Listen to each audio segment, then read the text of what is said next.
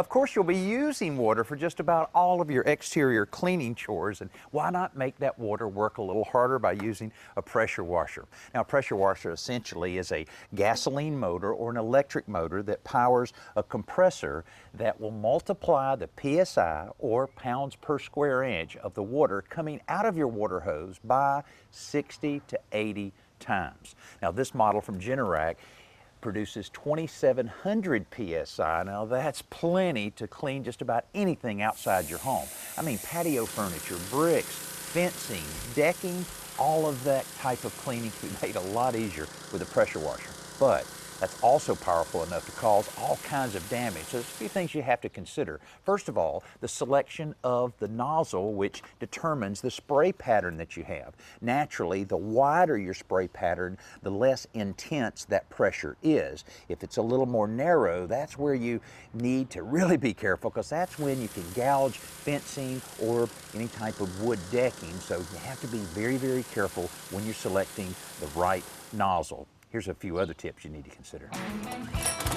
Experiment with the distance you keep the cleaning nozzle from the surface by slowly moving it closer until you find the optimum cleaning range. On bare wood, it's usually best to move the tip parallel to the wood grain.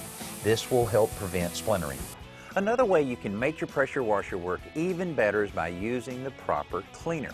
Now, if you have a reservoir on your pressure washer like I have here, it's as simple as using a cleaner that's designed for use in a pressure washer, pour it in, then use the tip that's used to apply the cleaner to the surface that you're working on. It's that easy.